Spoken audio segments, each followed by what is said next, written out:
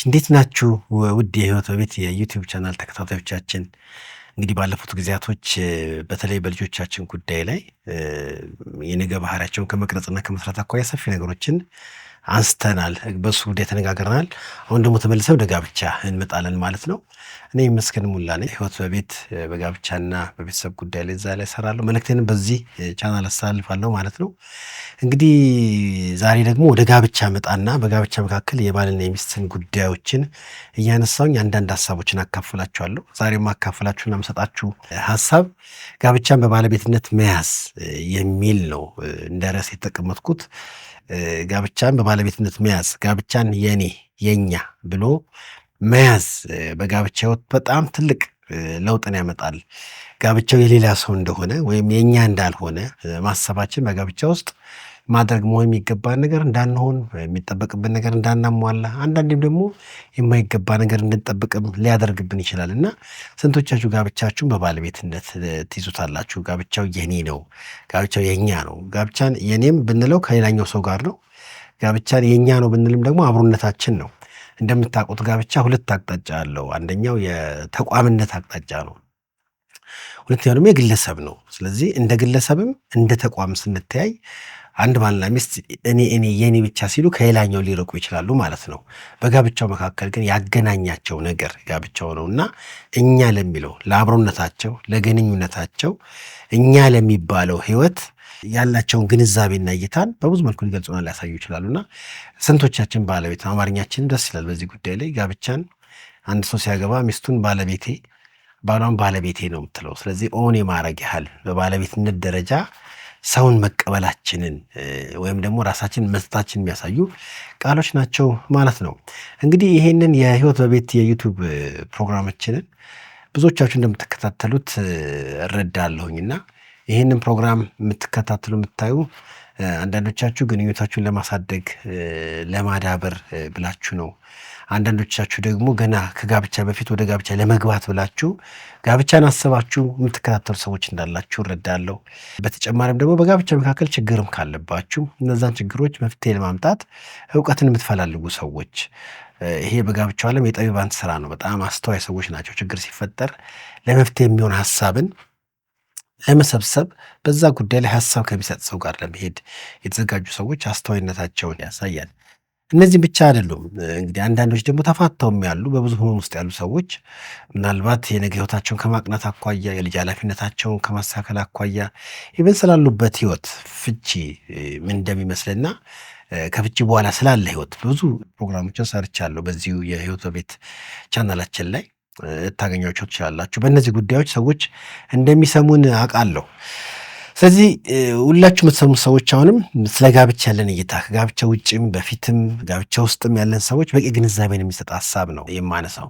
እንግዲህ ማናችንም የእኔ ከምንለው ቋሚ በሆነ ግንኙነት ፍቅርና እንክብካቤን እያገኙ የመኖር ፍላጎት አለን። የእኔ ከምንለው ሰው ጋራ ፍቅርን እንክብካቤን በማግኘት ቋሚ በሆነ ግንኙነት የመቆየት ፍላጎት ማንኛውም ወንድ ማንኛውም ሴት አላት። ሴትን አላስብም የሚል ወንድ ውሸት ነው፣ ያስባል። እንዴት ነው ያሰበው፣ ምንድን ነው ያሰበው የሚለው ሊለያይ ይችላል እንጂ እኛ ደግሞ አንድ ወንድ ሴትን ካሰበ ጋብቻን ያስብ ነው የምንለው። አንድ ሴትም ወንድን አላስብ ማለት አትችልም። ወንድ ማሰቧ ግልጽ ነው፣ የማይቀር ነገር ነውና ጋብቻን ካሰበች ግን ባል ጋብቻ የሚባለውን ነገር ታስብ የሚል እንጂ ማንኛውም ወንድ ሴትን፣ ሴትም ወንድን ታስባለች። ስለዚህ ይሄ ደግሞ ግንኙነት የጋብቻ ግንኙነት ነው ማለት ነው። እንግዲህ በጋብቻ ግንኙነት በፍቅር ሆነን ከምንወደው ከሚያግዘን ከሚከባከበን ሰው ጋር ስለምንፈልግ ይሄ የጋብቻ ግንኙነት እነዚህን ፍላጎቶቻችንን ያሟላልናል ማለት ነው። እንግዲህ ታዲያ በእነዚህ ግንኙነቶች ውስጥ በባልና ሚስት ግንኙነቶች ውስጥ ፍቅርን መቀበል፣ ፍቅርን መስጠት በጣም ትልቅ ቦታ አለው። ነገር ግን ፍቅር ብቻ ደግሞ በቂ አይደለም። ከፍቅር በተጨማሪ ልናያቸው ልንረዳቸው የሚገቡና የዳበረ ግንኙነት ጠንካራ ግንኙነት እንዲኖር የሚያስፈልጉን ነገሮች አሉ። ፍቅር በጣም ጥሩ ነው። ያለ ፍቅርም ግንኙነት መጀመር እንደሌለበት አስባለሁ። ያውም በትክክለኛ የፍቅርን ትርጉም ይዘን ማለት ነው። ብዙ ሰዎች የተለያየ ትርጉም ስላላቸው እና ወሳኝ ነገር ነው መሆንም አለበት። ነገር ግን በቂ እንዳይደለ ፍቅር በቂ አይደለም የሚል ሀሳብ ሁላችንም ጋር ሊኖር ይገባል። ብዙ ሰዎች ተዋደው ፍቅር ይበቃል ብለው ፍቅር ምንም ሳይበቃቸው ግንኙነታቸውን ያፈረሱ ሰዎች ስላሉ ማለት ነው። እና ከፍቅር ባለፈ የሚያስፈልጉና የሚሰጡ ነገሮች አሉ። እነሱም ነፃነትና ኃላፊነት ይባላሉ። ሁለት ነገሮች አሉ። በእነዚህ ጉዳዮች ላይ ለበኋላ መነሻ እንዲሆነኝ ያነሳላቸዋለሁ። በሚቀጥለው ቪዲዮ ዝርዝሩን ሰጣቸዋለሁ። ነገር ግን ከፍቅር በተጨማሪ ነፃነትና ኃላፊነት የሚባለውን ነገር ነው ጋብቻውን ጋብቻ የሚያደርገው። ስለ ነፃነትና ስለ ኃላፊነት ግን የተወሰኑ ሀሳቦች ነው ተናግሬ በሚቀጥለው ቪዲዮ ሙሉ ሀሳብ ሰጣቸዋለሁ። ምን ማለት ይሄ ነው? ነፃነት ማለት ስለ ጋብቻ ስናነሳ አንድ ሰው ከአንድ ሰው ጋር ያለመሆን ነፃነት አለው። አንቺን አላገባም፣ ከአንተ ጋር መሆን አልፈልግም የማለት ነፃነት ያላት ሴትና አብሮ ያለመሆን ፍላጎትም ነፃነትም ያለው ወንድ በገዛ ፈቃዱ ወዶ ወደ ጋብቻ በሚገባበት ጊዜ ያለመጋባት ነፃነት ነበረው። ስለዚህ ካገባ ፈቅዷል ማለት ነው። ፈቅዶ ወደ ጋብቻ ነፃነቱን ተጠቅሞ ፈቃዱን ሰጥቶ ወደ ጋብቻ የገባው። ከዛ ምንም ወደ ጋብቻ ለመግባት ነፃነት ቢኖረው ከተጋባ በኋላ ግን ስላለው ደግሞ ህይወት አሁንም ነፃነት በሚሉ አንዳንድ አስተሳሰቦች ግንኙነቱ መበደል የለበትም። ነፃነቱን ተጠቅሞ ወደ ጋብቻ የገባ ሰው ኃላፊነቱንም በደስታ ሊወጣ ይገባል። ወደ ጋብቻ ለመግባት ነፃነት አለን። ጋብቻ ውስጥ ግን ከገባን በኋላ ደግሞ አንዳንድ ኃላፊነቶችን ብዙ ሰዎች አያስደስታቸውም። የባልነት የሚስትነት ድርሻና ኃላፊነቶችን ማለት ነው። እነዛ ነገሮች ደግሞ በደስታ ሊወጣ ይገባል። ስለዚህ በነፃነት ግቡ፣ በደስታ ኃላፊነታችሁን ተዋጡ። ኃላፊነት አይካድም። እንደ ባል እንደ ሚስት መሆን በጋብቻ መካከል ግዴታ ስለሆነ ስንቶቻችሁ የባልነትና የሚስትነት ኃላፊነትን በደስታ ትወጣላችሁ? አብዛኛው ሲነጫነጭ ሲበሳጭ ነው የሚታየው። ደግሞ ይሄ ብሎ እየተማረረ ነው የሚሆነው። እንደዛ በሚሆንበት ጊዜ ጋብቻው ምንም ነገር ለእኛ የሚሆን ነገር አይሰጠንም ማለት ነው። ስለዚህ ሁለት ነፃ ሰዎች ያለማንም ማስገዳጅ በገዛ ፈቃዳቸው ወደ ጋብቻ ከገቡ በኋላ በጋብቻ ውስጥ ግን አብሮ ለመኖር ኃላፊነቶች አሉ። ኃላፊነት ደስ ማሰኘትና አለማሰኘት አይጠበቅበትም። የመረጥነው ጋብቻ በነፃነታችን የገባንበት ፈቃዳችን የሰጠነው ግንኙነት የሚጠብቅብን ነገር አለ። በሌላ አባባል ጋብቻ አንዳንድ ኦብሊጌሽኖችም አሉት፣ የሚጠይቀው አስገዳጅ ነገሮችም አሉ። ስገባ ባል ለመሆኑ የባልነት ሚናዎቼን ባልነቴ ሊያስገድደኝ ይገባል። ፈቅጄ ብገባበትም ለገባውበት ግንኙነት ግን የሚጠበቅብኝ ነገር እንዳለ ላውቅና ሊረዳ ይገባል ማለት ነው። ስለዚህ ለወደዱት ሰው ፈቅደን ላገባ ነው ሰው ኃላፊነትን አለመወጣት በጣም ትልቅ ችግር አለው። ኃላፊነትን አለመውጣት በጣም ችግር አለው። ምናልባት ወደን አግብተን ፈቅደን ፈቃዳችን ሰጠን ከተጋባን በኋላ ኃላፊነትን በደስታ አለመወጣት ማለት ጥያቄ ውስጥ የሚከተው ወድጄዋለሁ የምንለውን ሰው ለሱ ያለንን ፍቅር ነው ማለት ነው። በጋብቻ መካከል የባልነትና የሚስትነትን ኃላፊነት ባልና ሚስት በደስታ የማይወጡ ከሆነ ቀድሞውኑም በነፃነታቸው ፈቅደው እወድሃለሁ እወድሻለሁ ተብሎ ሲጋቡ ያንን ፍቅር ውሸት ነው የሚያደርገው ማለት ነው። በአጠቃላይ ወድጃለሁ ብሎ ኃላፊነትን የማይወስድ ሰው ፍቅሩ ጥያቄ ውስጥ ገብቷል ማለት ነው። ፈቅዳችሁ የተጋባችሁት ነፃነታችሁን ተጠቅማችሁ ነው ከአንዲት ሴት ከአንድ ወንድ ጋር ወደ ጋብቻ የገባችሁት። እሱ ሰየው ነው። መቼም ከተጠለፈ ውጪ ይሄ ጥያቄ ብዙዎቻችን ኤክሰፕሽናል የሆኑ ኬዞች ሊኖሩ ይችላሉ። በእርግጥ ግን አብዛኛው ሰው ፈቅዶና ደስ ብሎት ነው የሚሄደው። ጠለፋ ደግሞ በሀገራችንም አሁን በሕግም እንደተከለከለ ታውቃላችሁና ታፍኜ የተወሰድኩት ወደ ጋብቻ የገባሁት የሚል ሰው ብዙ ሊኖር አይችልም። ሕግም ስለማይፈቅድለት ተታለን የሚሆን ስተን የሚሆን ምንም ይሁን ብቻ በገዛ ነፃነታችን ፈቅደን ወደ ጋብቻ የገባ ነውና ፈቅደን ለገባንበት ደግሞ ጋብቻ ደግሞ የሚጠበቅብን ኃላፊነት አለ። ያንን ኃላፊነት በደስታ ልንወጣ ይገባናል ማለት ነው። ይሄን በምናደርግበት ጊዜ ፈቅደናል። በደስታ ስንወጣ ጋብቻውን በባለቤትነት እየያዝነው ነው ማለት ነው። ይሄ ጋብቻ የኔ ነው፣ ይሄ ጋብቻ እኛን የሚያኖር ነው፣ የኛ ነው ተብሎ መታሰብ አለበት። እዚህ ጋር እንዲያው ለጋብቻ እንዲጠቅማቸው አንድ ሀሳብ ላንሳ። ጋብቻ የተከበረ ተቋም ነው እና ከግለሰቦቹ ፍላጎትና ከራሳችሁም በላይ ግንኙነቱን ብታከብሩ ጤናማ ባልና ሚስት የመሆን አቅማችሁ በጣም ሰፊ ነው የሚሆነው። ጤናማ ባልና ሚስት የመሆን አጋጣሚና እድላችሁ በጣም ሰፊ ነው የሚሆነው። ስንቶቻችሁ ይህን ነገር ታደርጋላችሁ? ስንቶቻችን ይህን ነገር እናደርጋለን? ከኔ ግንኙነቱ ይበልጣል፣ ጋብቻ የሚባለው የጋብቻው ግንኙነት ይበልጣል ብሎ ማሰብና ማየት በጋብቻ ውጤታማ ሆኖ ለመኖር እድል ይሰጣል።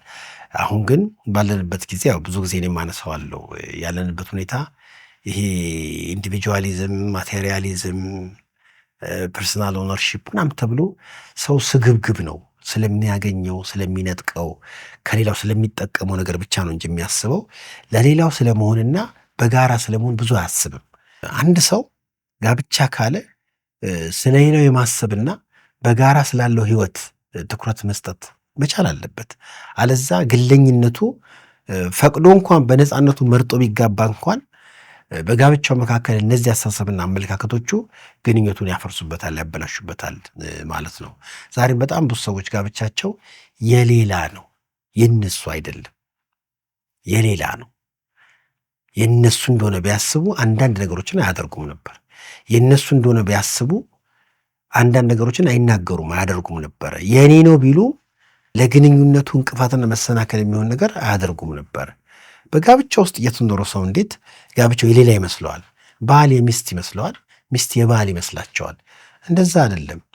የኔ የሌላ ከምንል የኔ ብንል ሁለታችንም የኛ እያልን በጋራም የኛ ደግሞ ብንል ከግል ነገራችን በተጨማሪ አብሮነታችን ሊያቆይ የሚችል ብዙ ነገሮችን ይሰጠናል ማለት ነው።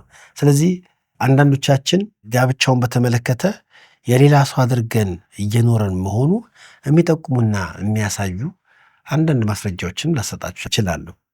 በጋብቻ ባልና ሚስት አብረን እየኖርን አኗኗራችን ይህንን ነገር ይተረጉምልናል ማለት ነው። ጋብቻውን በተመለከተ የባለቤትነት ስሜት ሊኖረን ይገባል።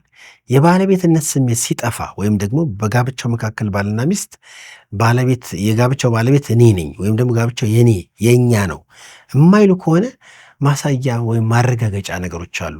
እንደዚህ የሚኖሩ ሰዎች እንዲያው ራሳቸውን ጋብቻቸውን ቢያዩ ቢመለከቱ እነዚህ ማስረጃዎችን ጠቁም ላድርጋችሁና አንድ ኬዝ ነው ብዙ ጊዜ የሚገጥመኝ ብናገረውም በተለይ በጋብቻ የምንኖር ሰዎች እነዚህ ነገሮች የሚጠፉን አይመስለኝም። በጋብቻው ዘመናችን ብዙ ጊዜ ሆነ ነው ስለምናቅ ማንም ያገባ ባልና ሚስት እነዚህ ነገሮች በተደጋጋሚ ስለሚያደርገው ጥሩ ማስረጃ ይሆንኛል ብዬ አስቤ ነው። ስለዚህ ለምሳሌ ጋብቻውን በባለቤትነት ያለ ሰዎች ይከራከራሉ ብዬ አንስቼላቸዋለሁ። የሚከራከሩ ሰዎች እንዴት ነው የሚያደርጉት? የሚያከራክራቸው ጉዳይ ምንድን ነው ከተባለ እስቲ ትንሽ ሀሳቦችን ላንሳ። ባልና ሚስት የሚከራከሩ እንደሆነ አንድ ሰው ቢያያቸው አንድ ሰው ይመጣና ለምን ነው የምትከራከሩት ብሎ ሚስትን ቢጠይቅ ሚስት የምትሰጠው ሀሳብ አለ፣ የምታነሳው ሀሳብ አለ። ሚስት ከምታነሳው ሀሳብ ደግሞ ተነስቶ ባል የሚለው ነገር አለ። እነዚህ ምልልሶች ትንሽ ላስቀምጥላችሁ ብዬ ነው። ለምሳሌ የመጀመሪያው ምንድን ነው የሚያከራክራችሁ ሲባል በጣም ቁጡ ነው፣ በቃ ሁሌ ይናድዳል፣ ሁሌ ይበሳጫል፣ ከኔ ጋር ጥል ነው፣ ስለዚህ ይሄ ነገሩ ያበሽቀኛል፣ ያናድደኛል ብላ ይናድዳል፣ ይቆጣል ብላ ብታነሳ ሚስት ይህንን የሰማው ሰው የሚስትን ሀሳብ የሰማው ሰው ባልን ቢጠይቀው ለምን እንደዚህ ትሆናለህ ብሎ ቢጠይቀው አይ ሁሌ ልትቆጣጠር ስለምትፈልግ ነው፣ እኔ ደግሞ ቁጥጥር አልፈልግም፣ ነፃነት ሊኖረኝ ይፈልጋሉ ብሎ ይናገራል። ሁልጊዜ እንደምትቆጣጠረው ስለሚሰማው ንዴትና ቁጣ የመጣው ለዛ እንደሆነ ምክንያት ይሰጣል ማለት ነው። ከዛ ለእሷ ደግሞ ለምን ትቆጣጠሪያለሽ ተብሎ ደግሞ እንደገና ይጠይቃታል። ልበል እንደገና ቢጠይቃት ለምን እንደምትቆጣጠሪው ቢጠይቃት ትኩረትና ጊዜ ስለማይሰጠኝ ነው፣ በቃ አብሬ ብኖርም ለእኔ ትዝ ስለማለለው የሚሰጠኝ ትኩረት ስለሌለ ነው ብላ ደግሞ እንደገና እሷ ትመልሳለች። እሱም ለምንድን ነው ጊዜ የማትሰጣት ደግሞ እንደገና ተብሎ ቢጠይቅ ደግሞ ጊዜ የማይሰጥበት ምክንያት ትጨቀጭቀኛለች ደግሞ ይላል። አሁን እንግዲህ ለእያንዳንዱ ነገር የሚሰጠው ምላሽ ልክ ነው። መጨቅጨቄ ደስ ስለማይለኝ አብሬያት አልሆንም፣ ጊዜ ማልሰጣት ለዛ ነው። ሳገኛትም ትርፉ ጭቅጭቅ ስለሆነ አብሬያት አልሆንም፣ ጭቅጭቅ ስለማልፈልግ ብሎ ይናገራል። ከዛ ለምን እንደምትጨቀጭቂው ተብላ በተጠየቅ እሷም አሁን አዎ ጨቀጭቀዋለሁ ብሎ ማረም ሳይሆን እኔ የሚያስፈልገኝና እኔ የምለውን ነገር ምንም አያረግም፣ ከዚህ የተነሳ ከሱ ጋር በየጊዜ መነጋገርና መጨቃጨቅ የማያቋረጥ ነገር ነው በሚል እንደገና ምላሿን ትሰጣለች ማለት ነው። ምን ታያላችሁ በእንደዚህ ጉዳይ ላይ? በእንደዚህ አይነት ምልልስ ላይ ብዙ ባልና ሚስቶች እንደዚህ አትሆኑ። አንደኛው ለሚሰጠው ምክንያት ሌላኛው ምንድን ነው የሚመልሰው? እነዚህ ሁለቱም ሰዎች አይታችሁ ከሆነ ባልም ሚስትም ሁለቱም የሚናገሩት ስለሌላኛው ሰው ነው። በመነሻ በተነሳው ጉዳይ ላይ በዚህ ጉዳይ እኔ ብለው እዚህ ጋር እኔ ጋር እንደዚህ ነገር አለ እንዴ ላስተካከል አላስተካከል አይሉም። ለምን የሌላ ነው ጋብቻው። የእነሱ እንደሆነ ቢያውቁ ሚስቴን ቅር አሰኝቼ ከእሷ ጋር በሰላም ልሆን አልችልም። ስለዚህ የሚስቴን ጉዳይ ልፍታ ይባልና እሺ ላልሽው ነገር ምን መፍትሄ ላርግ ነበር ባል የሚለው። ሚስትም ልክ እንደዛው አንደኛው ለሚሰጠው ምክንያት ሌላኛውም ሲሰጥ፣ አንደኛውም ለሚሰጠው ሌላኛው ምላሽ ሲሰጥ፣ ሁለቱም እንደዚህ ያለ ነገር እየተናገሩ ችግሩን የሌላኛው ሰው ያደርጉታል ማለት ነው። ምክንያቱ ምንድን ነው ከተባለ ጋብቻውን የኛ ነው ስለማይሉ፣ ጋብቻውን በባለቤትነት ስላልያዙ፣ ጋብቻውን የኔ ብለው ስላልያዙ ሌላኛው ጥፋት ላይ እየደፈደፉና እያስቀመጡ ይቀጥላሉ ማለት ነው። እዚህ ጋር እንግዲህ ስንቶች ባሎች ሚስቴ የኔ ነች ብላችሁ ትኖራላችሁ? እኔ እንደውም ከዚህ በፊት ሌላ ማሰብ አስቻለሁ። ሚስቴ ልክ ነው የኔ ነች በባለቤትነት ስና አትሊስት የኔ ነች ልል ይገባኛል። ግን ግንኙነቱ ከዳበረና ከጠነከረ ሚስቴ የኔ ነች ሳይሆን እኔ ነች ወደ ማለት ማድረስ መቻል አለብኝ ማለት ነው። እኔ ነች ማለት በቃ እኔ የሆንኩትን ነች፣ እንደሌላ ሰው አላያት። ሐዘኗም ይሁን ድካሟም ይሁን ህመሟም ይሁን አብረን በምንጓዘው ጉዞ እኔ ላይ የማላረገውን ነገር እሷ ጋር አደረግ፣ ሊደረግብኝ የማልፈልገውን ነገር እሷ ላይ አላደርግም። ስለዚህ የኔ ነች ከማለት ይልቅ በጣም ደግሞ የሚያጠልቀው እኔ ነች። ሚስትን በዛ በኩል ደግሞ ባሌ የኔ ነው ልትልም ይገባል። ነገር ግን ባሌ የኔ ነው በጣም ጥሩ ነው፣ ግን እኔ ነው ብትል ሁለቱም እርስ በርስ የሚተያዩበት እይታ በጣም እኛ ለሚል ነገር የሚመች ስለሆነ ግንኙነታቸውን ጥሩ ያደርግላቸዋል ማለት ነው። ስለዚህ አንዳንዴ ባልና ሚስት በሌላኛው ሰው ላይ ደስ የማያሰኝ ነገር እንኳን ቢያዩ እኔ ነች ማለት አለባቸው። አንቺ ነሽ እየተባለ እሷም በዛ በኩል ደስ የማያሰኛት ቅር የሚያሰኝ ነገር አይታ ሊሆን ይችላል። ግን የእሷ መሆኑ ይቀራል ወይ? ጋብቻውን በባለቤትነት የሚይዘው ሚስቴን ብታጠፋ ልክ ባትሆንም የኔ ነች፣ አብረን ነው የምንኖረው የሚል ነገር ማሰብ አለበት። ባሌ ልክ ባይሆንም ቢሳሳትም የኔ ነው፣ መሳሳቴ የእሷ ከመሆን አያውጣኝ። ቅር ማሰኘቷ የኔነቷን አይሽረው እና እነዚህ ጠለቅ ያሉ መረዳቶች በውስጣችን ሲቀመጡ ውጫዊ እንቅስቃሴዎቻችንና ንግግሮቻችን ሁሉ የአብሮነትና የጋራ ሊሆንልን ይችላል ማለት ነው። እና በጋብቻ መካከል ባልና ሚስት የራሳቸው የሆነውን ሰው በባለቤትነት አለመያዛቸው ጋብቻው ፍሬ እንዳያፈራ ያደርገዋል። በጋብቻቸው ውጤታማ እንዳይሆኑ ያደርጋቸዋል። ወይም ደግሞ ጋብቻቸው ትርጉም ያለው እንዳይሆን ያደርጋቸዋል። ሌላኛውን ሰው በባለቤትነት የኔ ተብሎ መታሰብና መታየት አለበት። ያኔ ጋብቻው ፍሬ እንዲያፈራልን ያደርጋል ማለት ነው። ብዙ እንቅስቃሴዎቻችን ገንዘብ ላይ፣ ጊዜ ላይ፣ ትኩረት ላይ ሊሆን ይችላል። ችግር በሚፈጠርበት ጊዜ፣ የህይወት ጥያቄ በሚመጣበት ጊዜ ለእነዚህ ሁሉ ነገሮች ዋነኛ መልስ ሊሰጠው ከሚችለው ነገር አንዱ ጋብቻውን በባለቤትነት መያዝ ነው። ጋብቻውን የሌላ ራሳችን እንደ ግለሰብ ማየት ጋብቻውን ያናገዋል፣ ፍሬያማና ውጤታማም እንዳንሆን ያደርገናል ማለት ነው።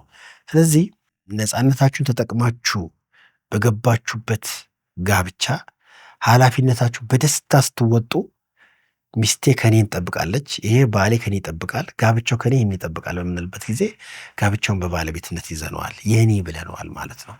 አለዚያ ግን በዚያ የታነኗር ግን ማንኖር ከሆነ በተለይ ኃላፊነቱ በደስታ ማንቀበል ከሆነ ጋብቻውን የሌላ እያልን ነው። ይሄን ነገር ማድረግ አይጠበቅብኝም ወይ ምን ቸገረኝ፣ ምን አገባኝ፣ ወይም እንደ ስሜታችን ተከትለን አላደርግም ልንል እንችላለን። ያኔ የሌላው እያልን ነው። ያኔ ክርክር ይኖራል፣ አለመስማማት ይኖራል፣ መፈራረድ ይኖራል፣ መከራከር ይኖራል።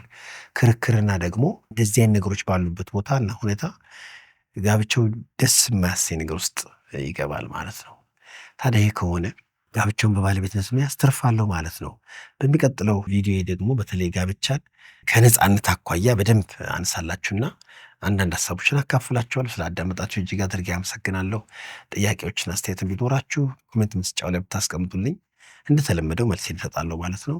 ስላዳመጣችሁ እጅግ አድርጌ አመሰግናለሁ።